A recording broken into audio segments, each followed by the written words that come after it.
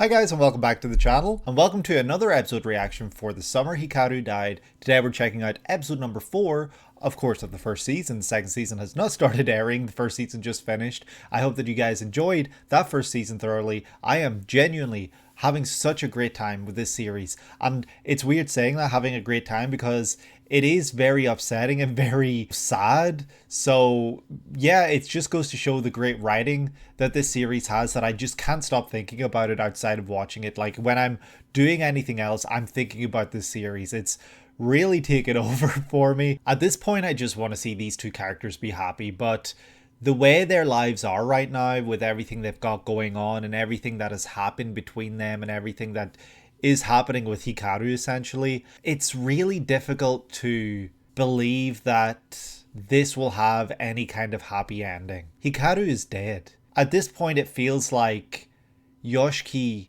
needs to go through the stages of grief. And the ironic thing about that is that the previous episode was called Denial, which I believe is it not the first stage of grief? So that might be an indicator that this is where Yoshiki begins to move forward. Like, you might start seeing those different stages come up in different ways, and you might start seeing Yoshiki bargaining. You might start seeing him accepting the fact that he is gone and everything. And yeah, last episode was really great at showcasing these two characters' mindsets, but at the same time, I can't help but think that the way they are and the dynamic that they have right now, it's kind of toxic. You know, like, you've got Hikaru, who literally is dependent on Yoshiki. You've got Yoshiki, who rightfully so wanted to move on considering everything. And yeah, it's really going to be interesting to see where that evolves and goes beyond this point. I just hope the best for both of them, and I'm not sure what we're going to see, what's going to happen going forward, especially now the characters like Rie know the truth about Hikaru, and she told Yoshiki all about what is happening and all the warnings, and warned him to stay away from Hikaru, but he went back anyway.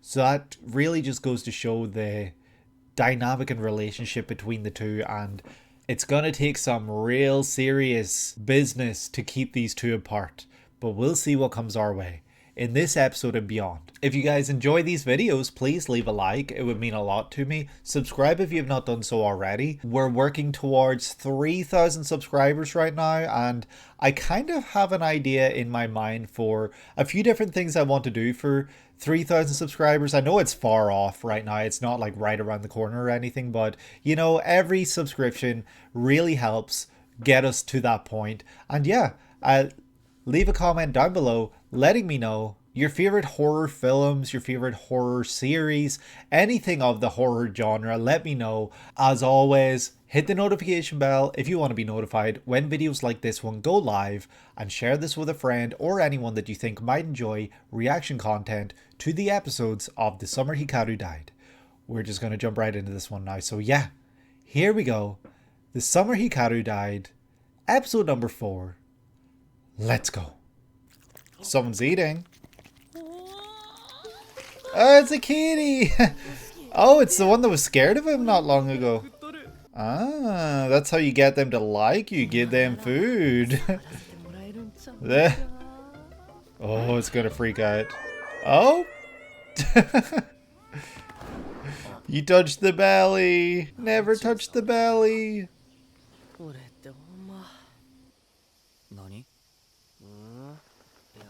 Find out what it is that they want and then give them that. Yep, you are literally clueless. At school? That was you getting excited? Oh, well, I'm glad that Yoshiki can recognize this. You can still see the hand mark. Ew! Why do we have to see that? He really is a child. That's gonna be the theme going forward. A child who is new to this world, who has no world experiences, no real life experiences. I'm scared for the short-haired girl because I feel like it flashes that she's missing during that scene in the classroom there. I don't know if that's foreshadowing or... We get to hear the words! Summer Festival. Oh, they're all singing this time. Everyone.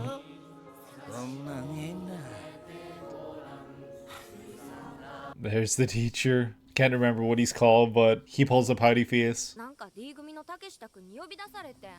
Oh? Oh? What? Ah, that's funny. That's really funny. I thought it was setting up for like a, he wanted to tell me something, you know, he liked me or something, but I don't like the way that was done where it showed a train coming and then her standing up. That's some Final Destination type shit.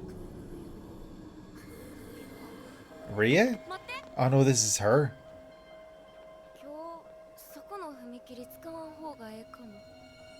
Huh. She's got something within her that... this is some Final Destination type shit.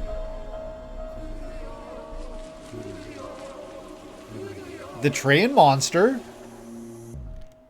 Oh, she blocks it out. That might be her undoing. I hope that doesn't come to bite her in the ass because she's not listening to the warnings. Hamburg steak tonight.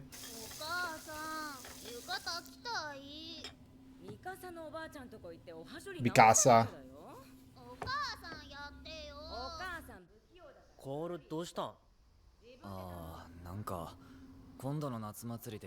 She's a bratty child.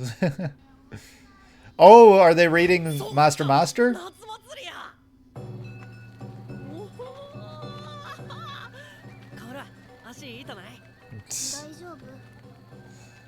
We're actually finally getting to see his sister outside of her bed. Okay, these guys again. Oh?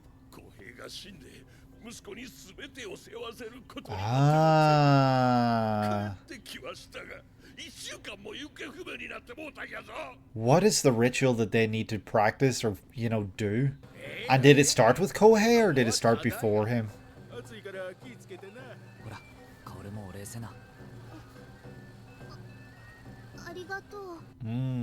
She is an actual child. Catholicism? In Hikaru? Oh my god.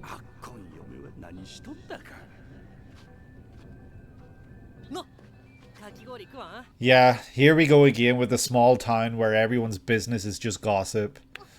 That's so... ugh, so frustrating. I wonder if Hikaru's always had that tooth chip. Oh, look at them all just going and having fun. Ah.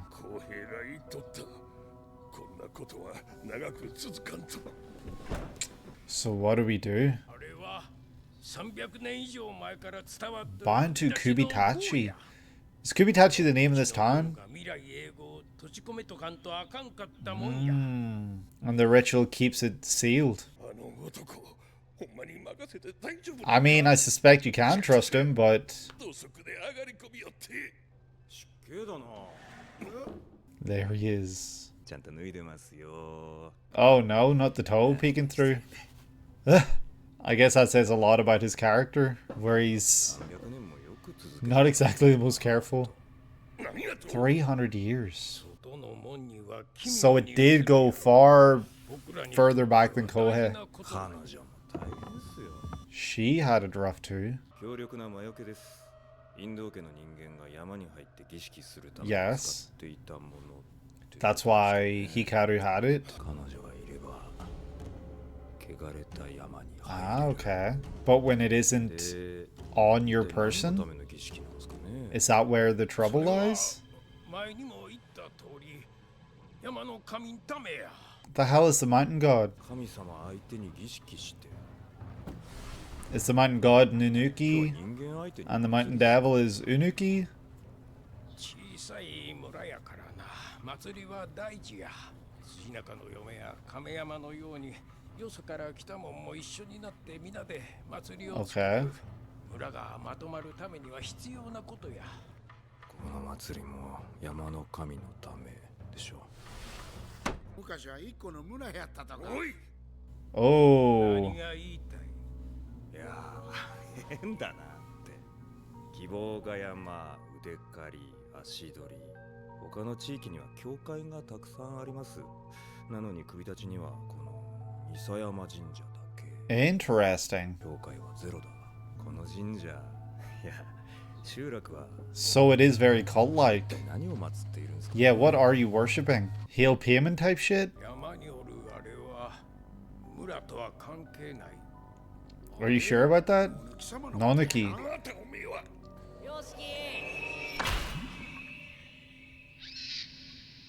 Oh, he touched the barrier. Oh shit, he just touched the barrier. I didn't know what that was. Yes. Oh, Hikaru, get out of there. And the hamster sensed it. The hamster must be sensitive to it. Are they gonna think it was Yoshiki? Oh. Peeled off his skin. Will that heal? I would assume it will heal eventually. Shaved ice. Man, I could go for some shaved ice. Blue flavor is the best flavor. Just accept it. Wait, really? They're all the same? So it's food coloring? But blue flavor is the best. Oh no! He's a klutz. Seems very in character for him. Shit, I never even made that connection this time. Where, you know, it's the same thing but different.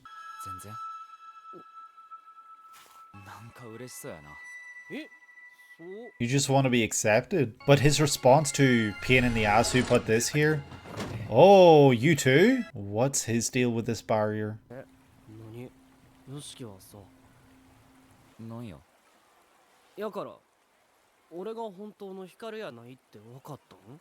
he figured out because he knows you too well.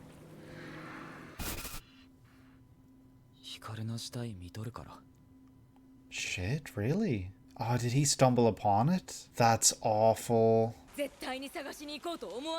Oh.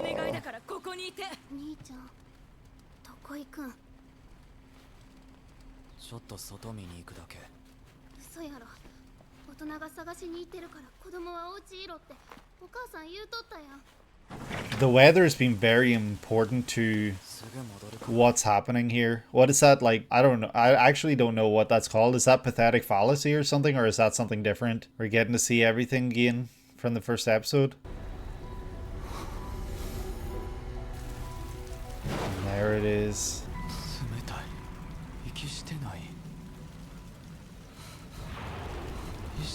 Jeez. Imagine having to see that. What is this lack of a reaction? Is he in denial? He doesn't truly see it as dead?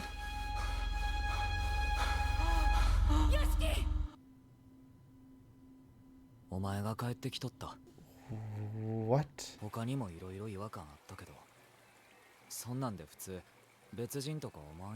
Huh.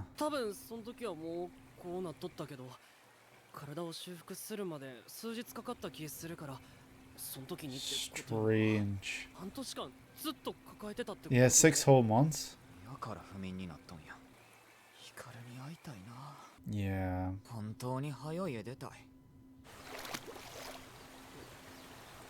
The real Hikaru.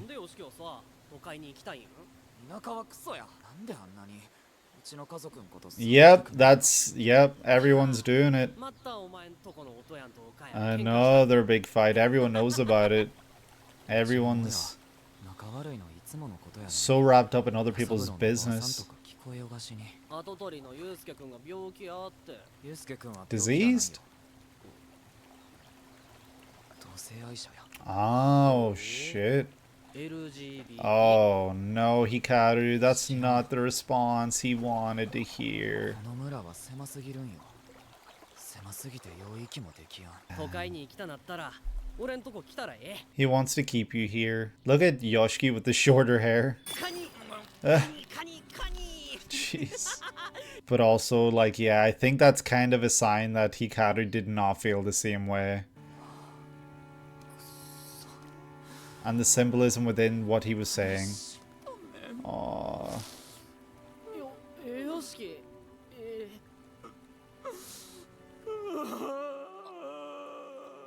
俺どっか行ってくる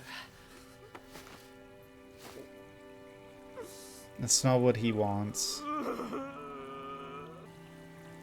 あのさ Red and blue, like, crossing over each other. お前のこと絶対守るしお前のお願いならなんだって聞いたるから この結界を作るために僕内臓一つ持ってかれてるんで何個も作れないっすね。 Oh shit. 内臓僕は霊感だとかこれっぽっちもないんでこういうやり方してんすよ。 Is he practically dead then? Did he give up like a liver or something? Like, does he go and get a new liver every time? 来てたのは確かです。人混みに惹かれたんでしょうね。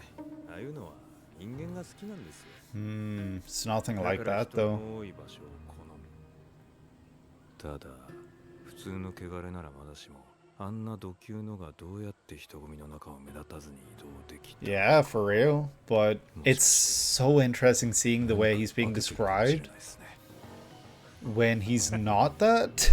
And it morphed into Hikaru. Coming. What the hell? Shit, it's bringing something into a singularity. 本当はむやみにこんなことをしたんだ。 Rie?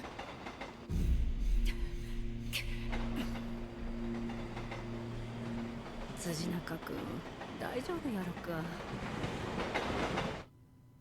眩しい。 What? Did Rie do that? Interesting. That changes a lot. I think. Maybe? Oh shit, we go back?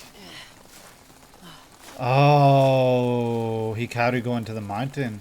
The difference in reaction.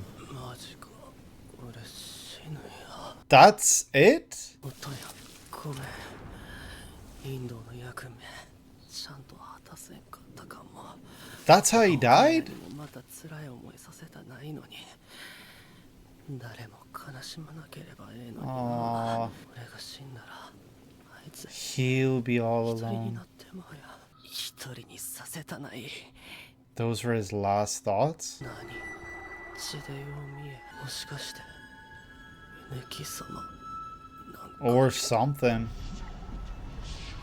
誰でもええから俺あいつをそばに Shit, that's crazy. I was not expecting to see a scene like that at the end. Like, we saw how he died, and it's very ironic that it's death by the female form, essentially. That's crazy. And that was episode number 4 of The Summer Hikaru Died. That was a really interesting episode because it really introduced and brought so many things to the table, where it wasn't as much of an episode about the mindsets, I guess, of some of the characters. I mean, it was at points, but, you know, the last episode, for example, went really, really deep into both Yoshiki and Hikaru. This episode kind of was more about the town and Yoshiki and Hikaru kind of learning their new places with one another and how to coexist alongside each other, be friends, you know, like it spent a lot of time and stuff like that. And I think it was great because following the end of the last episode, we needed that. We needed to see that progress and we needed to see that things aren't just going back to how they were before Hikaru died. So the episode begins and it tries to make a point to us that Hikaru is trying to change, trying to fit into his environment more.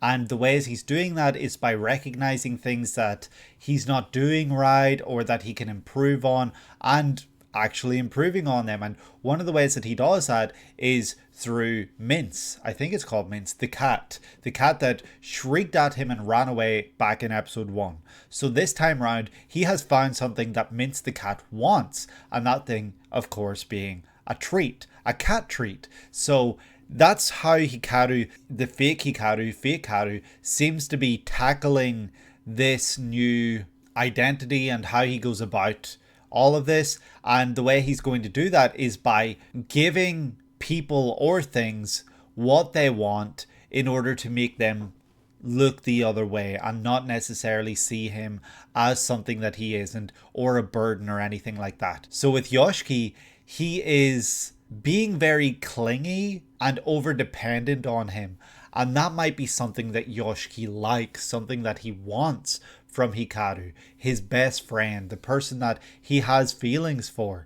He maybe wants that closeness and potentially even that clinginess, and he maybe likes it. I don't know if that's the case, and we even hear him say later in the episode he will not be able to replace Hikaru, but he can promise him that he will be kept safe and he will protect him and he will do everything he can that Yoshiki ever asks of him. So maybe that's also part of it. But then we are immediately reminded of why Hikaru is not like the rest of us. He doesn't even know how to pet a cat, or probably any animal for that matter. And going back to the persuading or influencing others' opinions of you by giving them something they want, that's not necessarily something that people wouldn't do. Like, that is fairly normal for humans to do. For example, you see it in, I mean, this might not be a great example because I'm speaking from the perspective of watching TV and film, but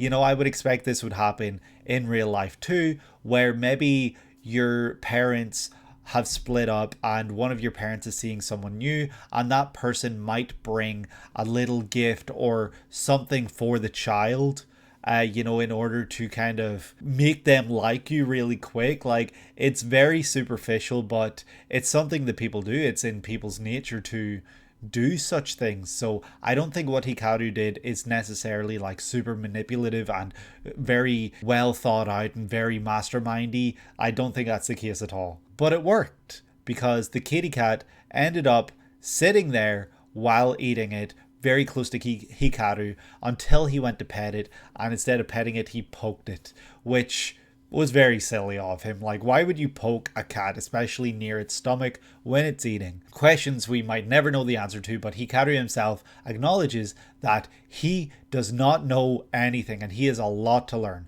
And that's where the whole thing about, a child and not having real life experiences, not having real world experiences, and doing everything for the first time, experience everything for the first time, even though he has said he has memories of eating things and doing things, but he himself, this fake Haru, has never done these things for itself. So it doesn't have these experiences, it doesn't know what to do, and it doesn't know when and where its place is. Scares off the kitty cat and ends up then pointing and laughing at it as it's taking a shit in the corner, which, yet again, very childlike of him to do. But I feel like at the same time, the real Hikaru would probably have laughed at this too. So I don't know if this is like child Hikaru. I feel like this is just Hikaru. We then cut back to the school where they are singing once again, and I was a little excited about this because I thought that we would get the lyrics for the song this time, because in the first episode we got a few words or a few lines of the song, and then beyond that it just was not giving us any of the lyrics at all. So you'd have to actually understand Japanese to know what they're singing, and the lyrics prior to cutting away from showing us what they were singing, they felt very symbolic and they felt very relevant to content within the series, and I thought that we would learn more of the lyrics here and we'd be able to make more comparisons to what they're singing and to what is actually happening here. And I wonder if the fact now that we see everyone singing, including Hikaru, kind of goes to show you the way that things have changed. And maybe the different sections of the song symbolize that change. We'll have to wait to see if we get the lyrics eventually, but for now, I was excited until it didn't really give us anything more there. We learn that the summer festival is coming up. Then we follow up that scene with the two girls. The short hair girl, I don't know these characters' names at all. I don't know if they've ever been uttered within the series. They probably have, but the short hair girl and then the longer hair girl, they are chilling after school. They are sitting across from a train track and they're drinking juice or something anyway, and they're talking, and the short hair girl's talking about how this guy came up to her and said, I need to tell you something, and it was in front of all the other boys. And I thought, oh, she's got a secret lover, a love interest, something like that. But then when I heard it was in front of all the other boys, I was worried that maybe they were bullying her or they were going to make fun of her or mock her. But it turns out he wanted to challenge her to an arm wrestling match, and she won very easily, it looked like. So yeah, he embarrassed himself in front of everyone because he thought that he could beat her, but she's just built different, right? She's the goat, she is a beast, and she cannot be beaten so easily. So yeah, that's what happened there. And then something really interesting happens. The other girl goes to walk away and she's like, wait, don't cross those tracks today, it's bad luck, or something like that, or you shouldn't cross those tracks today. And the other girl says, oh, well, your intuition is normally always right, so I'll trust you. So she doesn't cross the tracks. And when they focus on the tracks, then we hear coming.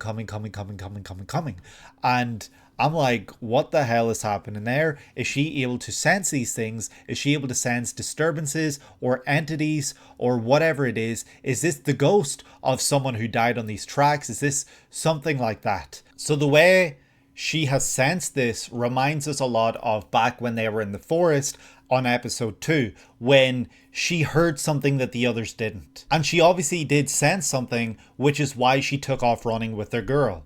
So she's got something within her that allows her to hear these things. She can hear the whispers and the words of these entities and these beings that don't belong in this place. And I don't know if it's something she's always had, but certainly something that she's been experiencing recently. And maybe it's only something that she ever really noticed after the forest. But then the fact that the other girl said that your intuition is normally always right makes me think that this has been a thing that's happened for a very long time. But the way she reacted in the forest did make me think this was something very new to her and she didn't know what was happening to her. But regardless of that, she puts earphones in when her friend says she won't cross the tracks. So she's blocking out the sound.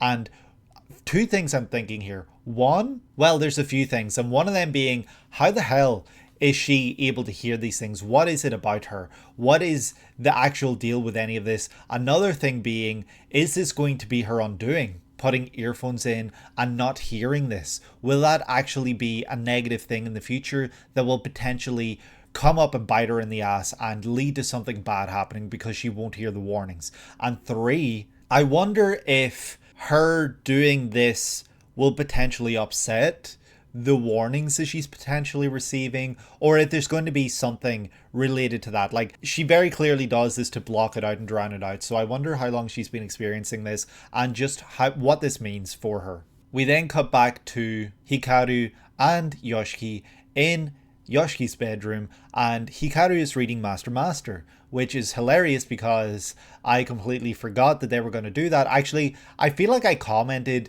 a couple episodes ago or something asking if that ever happened or if he's ever come around to read whatever, because he did say he wanted to, but I don't think that ever happened. And we get to see a little scene with Yoshiki's sister, and she is very similar in appearance to Yoshiki, I would say. She looks just like her big brother, but like with a shorter bob and, you know, very small. She's a child. And I wonder what it is that's causing her not to go to school. I don't know if it's a stress, anxiety, depression type thing, or if she's just lazy, she's a rebel, she doesn't want to go to school, she's rebellious, she's rebelling against her parents, something like that. I'm not sure, but we do see her being a little bratty with her mother, which surprised me because the mother doesn't really fight back with her. Like, she's kind of just like, you're not going to do this, but like there's no serious like brr. Like, I don't know if that makes sense, but anyway. So the younger sister wants to wear yukata to the summer festival, and I don't know if the yukata is a dress, like the dress that she ends up wearing, or if it's related to the footwear, because a comment is made a little later about, aren't you glad you wore sneakers? So I don't know if the yukata is the dress she's wearing, or if they would have been the traditional footwear that they would wear with this dress. We see then that the boys take her to the summer festival, and Hikaru is very excited about this. But anyway, we get some lore relevant information here where we're told straight up as the viewer that the Indo family was entrusted with this ritual. They were entrusted, and they're the only ones that know. The males in the family are the only people that know what this ritual is, and this ritual is related to protecting the people here and protecting the people within this town, village, whatever it happens to be. And I don't know what that means, but they bring this little black stone up to the mountain, and that somehow protects the people in the town, village, whatever it happens to be. And whatever happened, it's gone to shit basically, because Hikaru's father died and Hikaru had to carry this out by himself, and he went missing, and so they don't know if it worked. They don't believe it worked. They're saying it didn't work, and now nobody knows how to do this ritual. And this is something that Hikaru's father warned them about, that this would not last forever. And yeah, it's very confusing now as to what that means going forward. Is there going to be a way to fix this? Is this something that doesn't even need to be fixed? Are they worshipping some sort of evil entity? Like, yeah, that's something that the company guy starts to question, where he's like, all these other neighboring towns and villages, they have several places of worship, and all you guys have is a single shrine. What is it that you even worship in the first place? And he doesn't get an answer, which is not looking good, I would say. This is extremely worrying for the townspeople, the village people. They seem to be worshipping some sort of, I don't know if it's like a pagan thing or something, but there's something weird going on here. And that's almost exemplified when Yoshiki notices one of the people working at a stall with a crucifix, or like a cross around his neck, like he's wearing a little necklace with a cross on it. And it seems to catch him off guard, which was surprising to me. I was like, what, did the power of Catholicism surprise him? Like, what's going on there? But I guess it's not something that really exists within this location, so it might be seen as not welcome or something like that. And I just wonder what this town's relationship is with their religion, or any religion, and whatever the hell is maybe going on here, because we don't really have the answers as of yet. We get a very sad scene that really upset me, which is when Yoshiki and Kaoru are, they're at the stall, and these guys walk past them and start talking about their family, talking shit, gossip about like, oh, she doesn't go to school. I can't believe her mother would allow that. Like, nothing these kids can do within this town they can escape. Like, people will talk about it. It is just gossip. People don't actually care, but they'll talk about you anyway.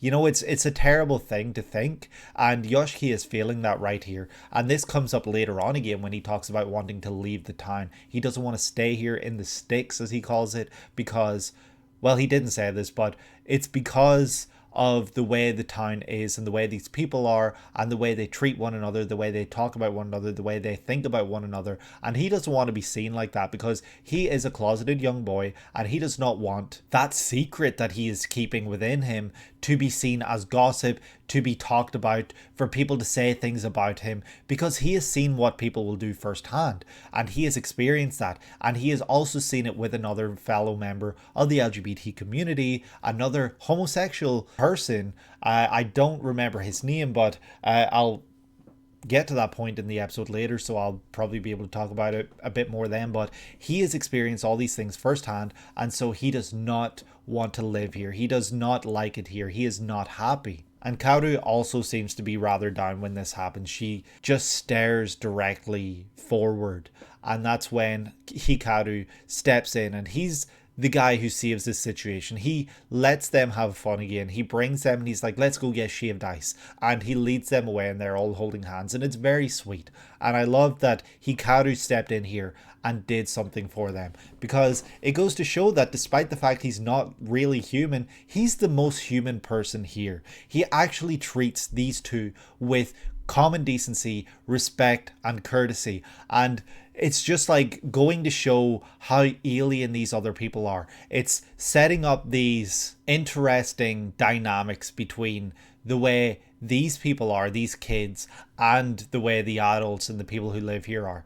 They're very different and they're no strangers to alienating others. These guys, the kind of elder men, they're not elders, but you know, the middle-aged men of this town village say that that thing has been bound to Kubitachi for over 300 years. So that tells you that this dates so far back that it makes you wonder, do they even know what they're doing this for? Or is this just kind of like a second nature for them? And are they doing a good thing or a bad thing? Like, what is happening here? This ritual, does it require some sort of sacrifice? Or what does it require? What does it necessitate? What is it for?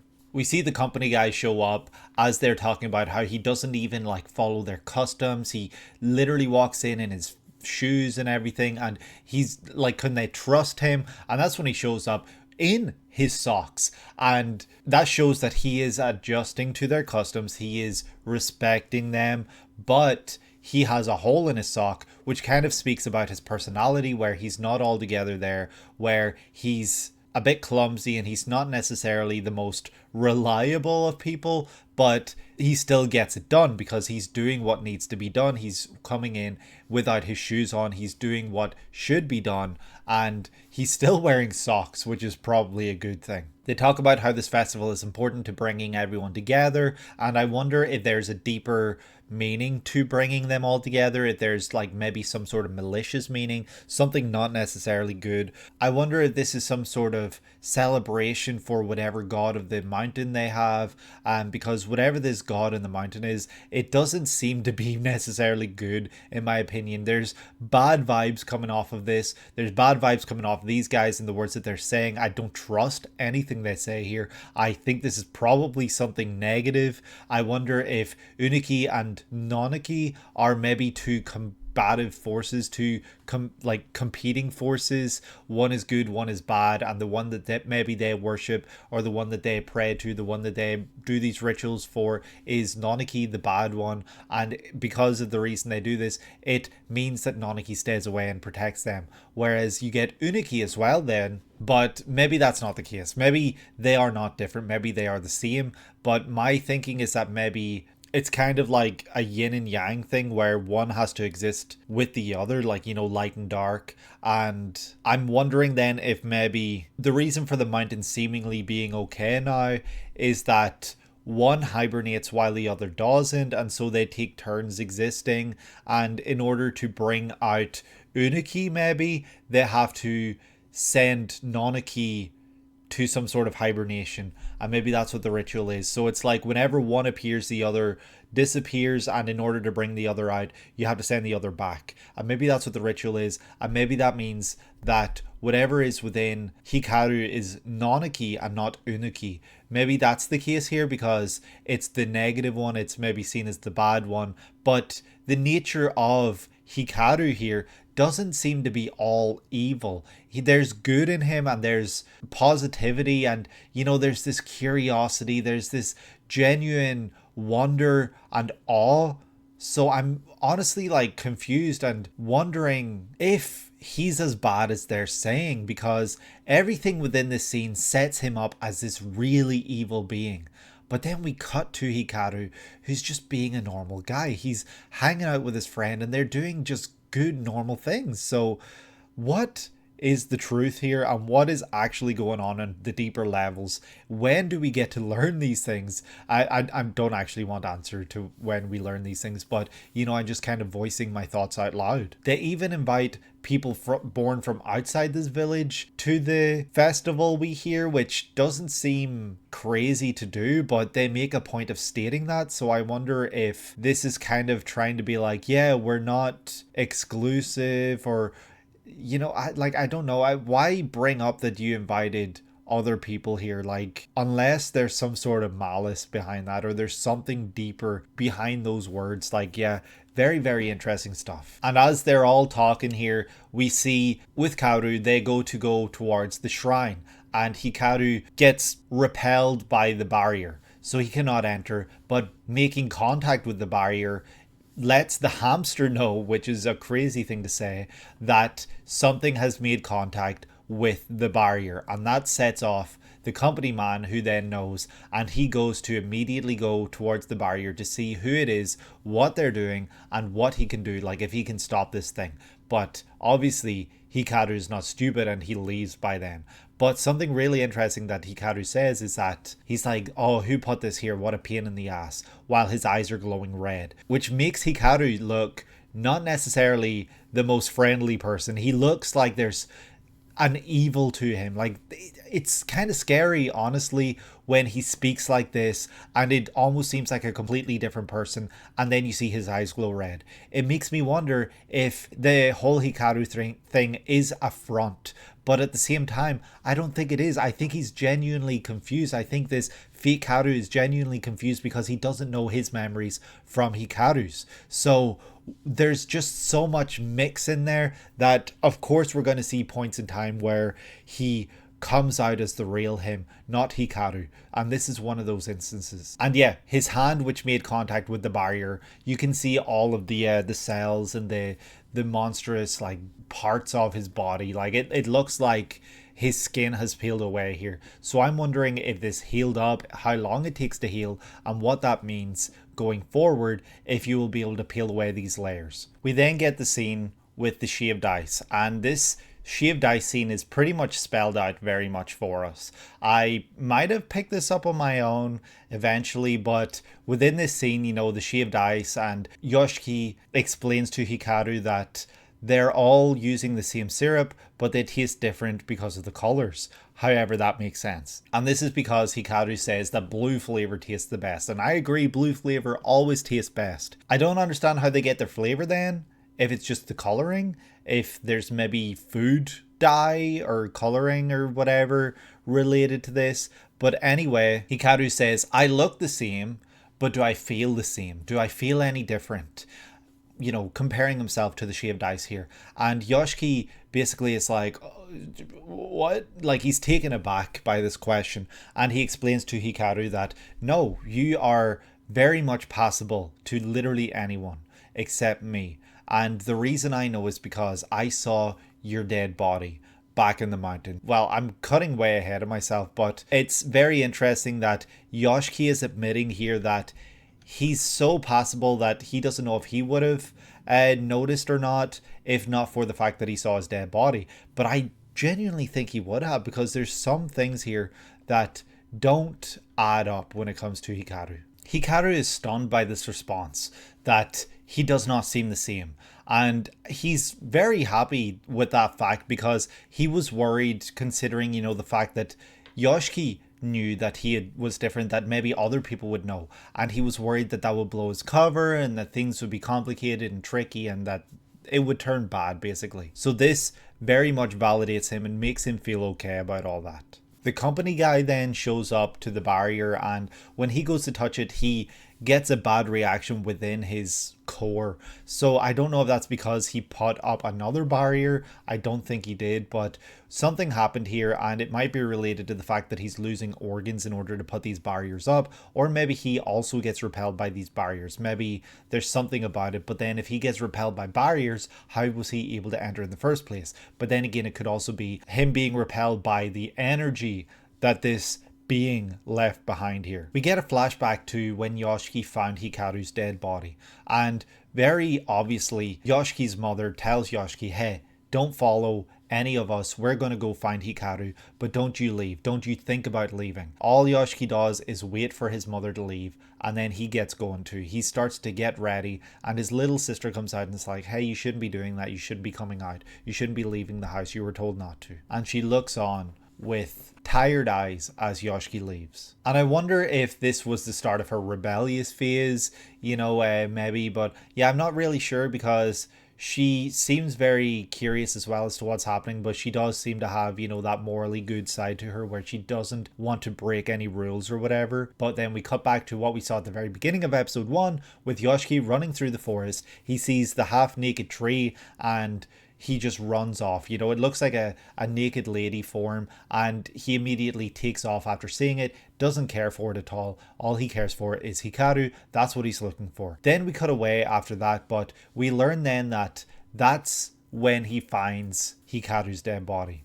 He finds the body, I guess, next to this tree, and the body is cold, it's stiff, it's been raining, so he ponders as to whether that's the reason it's cold. And another really strange thing is that he doesn't seem to have much of an emotional reaction immediately. I guess he thought that Hikaru was okay, and so that's why he says, I gotta go tell someone. He probably doesn't think Hikaru's dead here, but that's maybe a part of his denial, or not really understanding what's going on, or not accepting it, not wanting to accept it. Maybe I'm wrong here though, because you do see streams coming down his face, so maybe I'm completely wrong and he actually did get emotional here seeing Hikaru's dead body here, because, you know, you do see streams coming down his face, but they're coming from different points, so that's what's making me think this might just be rain. I can't tell if he's actually crying here, because if he's crying it shows you that he does know what's happened, whereas if he isn't, he thinks something can be fixed. You know,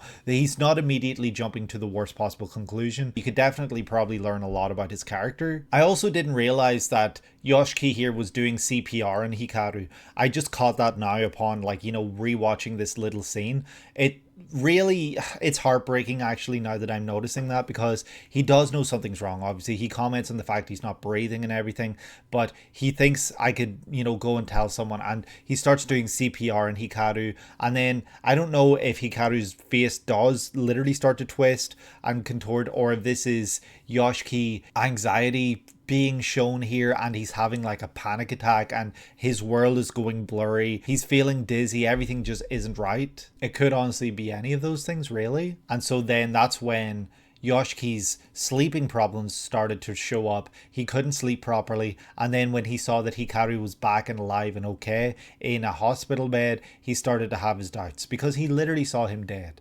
So he started to question as to whether this is the real Hikaru or not, and he eventually asked 6 months later. And Yoshiki starts to break down. I miss him so much. I wish he was still here. I can't believe he's gone. And this is him grieving out loud in front of someone else. This is pretty healthy, I would say. I think this is really healthy, but what Hikaru goes to do is kind of not really healthy because he goes to leave him by himself when this is a moment of vulnerability that he is showing you, and you should be there to comfort him. He is choosing to show that vulnerable side in front of you, and so to just get up and leave, I wish Hikaru had done better here, but he's still learning how to navigate through these kind of situations, and he doesn't understand what to do here. He thinks leaving him alone would be the best thing here. But this is where we get the scene where Yoshiki talks about this other guy who is living in the town. Yoshiki says he always hears Yasuburu's granny and the others bad-mouthing their family. So that's not really great, because he's saying this out loud to Hikaru, so it's something that's been happening for a lot longer than just what we've seen in this series so far. And it makes you wonder, just like, why? Like, what is their deal? What's so interesting about these guys that they can't stop talking about them? But then Hikaru says, I think it's Hikaru that says, oh well, Yasuburo, they're always arguing too. It's not just your family that's always arguing. And then something about Yasuburo, a kid being diseased, and Yoshiki says he's not diseased, he's homosexual. So that really is honestly upsetting that the real Hikaru said that someone homosexual is diseased. I don't know if he truly believes that, or if something was said that he overheard and he's repeating what he's heard, or if he even knew that he was homosexual or not. But yeah, he says those words, and Yoshiki, who maybe at this point knows that he is a closeted male, is just staring dead ahead like, what can I do? Like, this is literally the last thing I wanted. The person that I really, really like saying that homosexual people are a disease. And I find it so telling that Yoshiki responded so quickly. As soon as Hikaru said isn't he diseased or something? Yoshiki immediately jumped in and said, he's not diseased. He's a homosexual. And he's normalizing the fact that someone is homosexual, which is great. You know, that's something that should be normal. But it's almost like he's trying to break this stigma with Hikaru. Hikaru's got this stigma. He's got this idea in his head. And it's going back to, I think, what I said during the opening for Hikaru, where I mentioned that there might be some sort of idea of an unrequited love here. And this does seem to be the case, where his love is not reciprocated and Hikaru does not feel the same way he does. Hikaru is probably a straight male. Probably.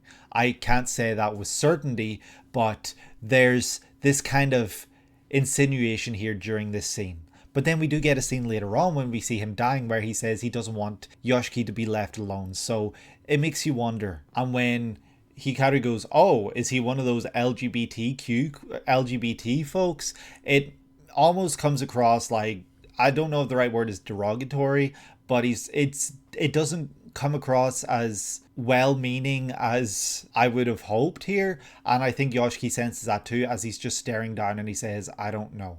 And it makes me wonder if he has consulted with this other character, the other homosexual that we have heard of, if they've talked about how they feel with their sexuality with other people, with them, like between themselves. And I wonder if they've got some sort of support for one another.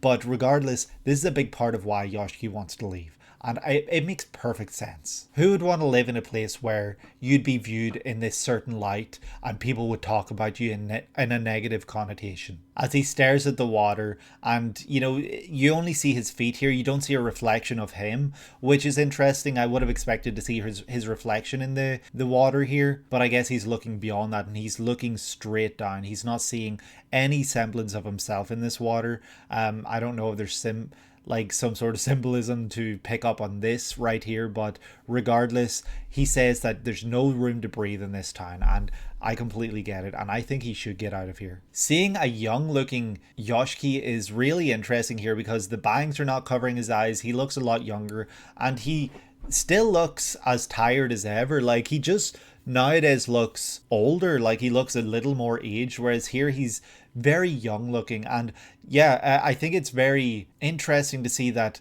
Hikaru almost looks the exact same. So I wonder if the reason to make Yoshiki look older now than he did back during this scene is to show just how much of a weight everything that's happened has had on him, maybe? And yeah, Hikaru basically says, anytime you want to leave, just come over to my place and we'll have fun.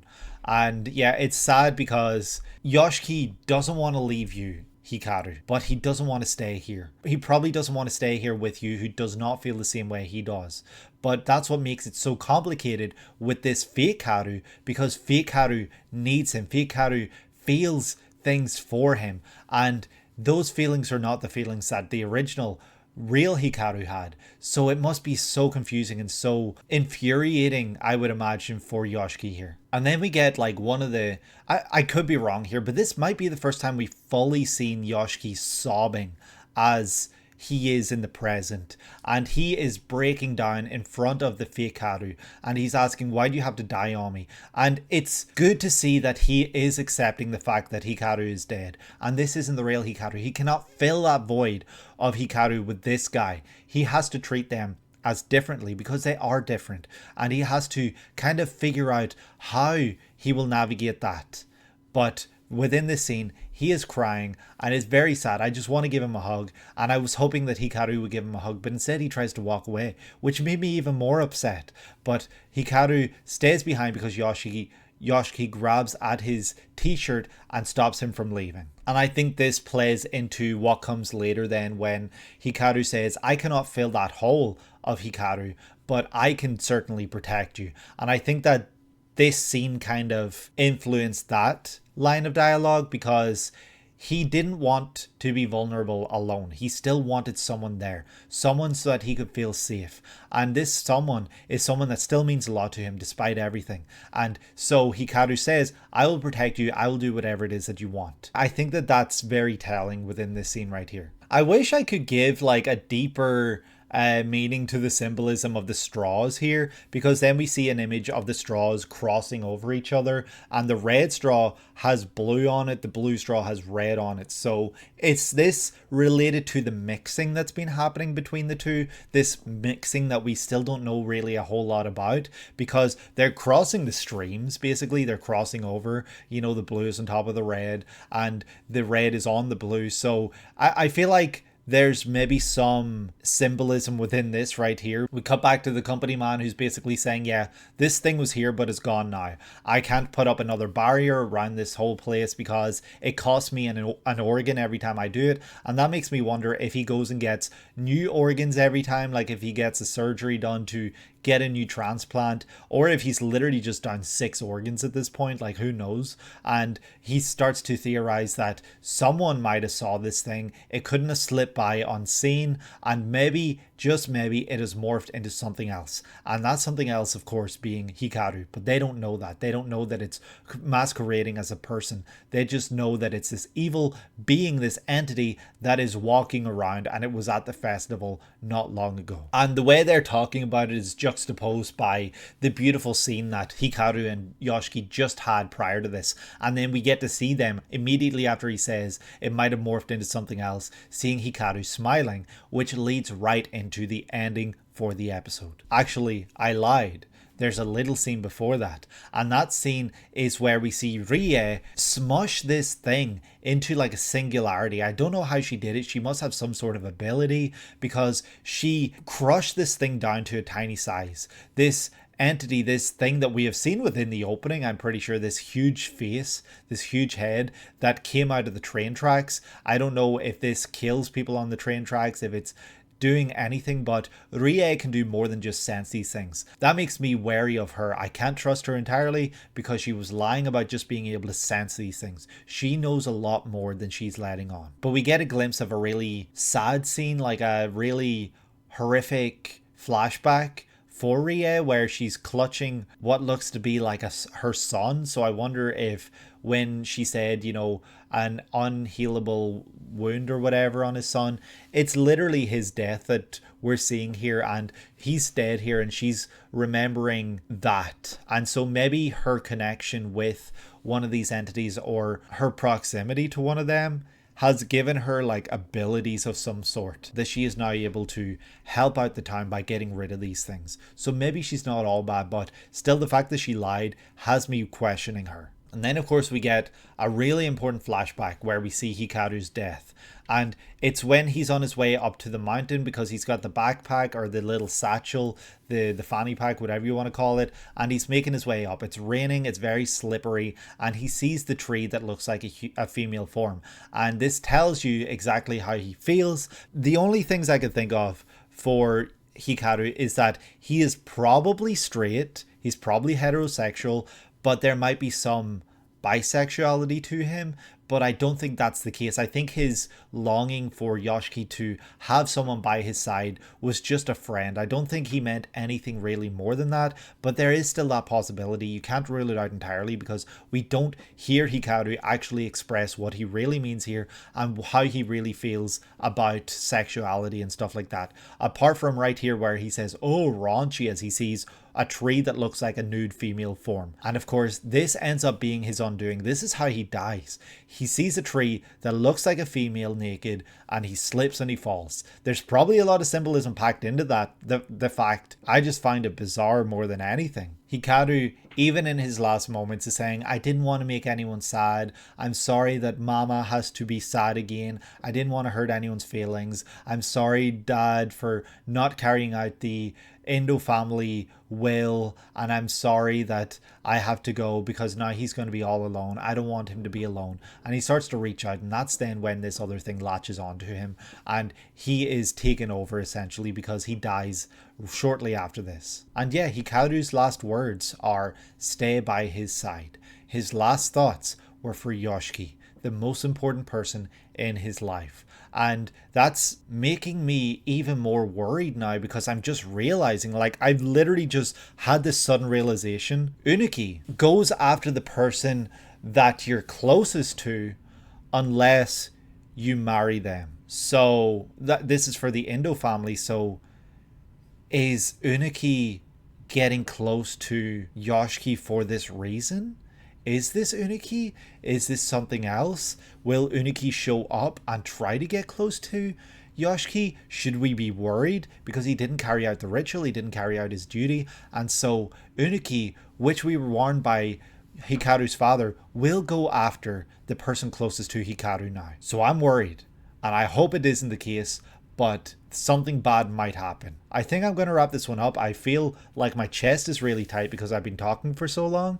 This is a really great episode as always. I hope that you guys enjoyed. If you did, please leave a like and subscribe if you've not done so already. And comment down below letting me know any horror films you enjoy, any horror TV shows, any horror series in general, anything at all horror related that you guys enjoy, because I'm always looking for recommendations, especially with October coming up for my wife and I to watch, because yeah, we're always looking for new things to watch and she loves horror. She'll be watching horror the rest of the year. So yeah, any recommendations would be great. So yeah, please hit the notification bell down below if you want to be notified when videos like this one go live. There's a hype button now. I don't know what that thing is, but feel free to hit it if you want, I guess.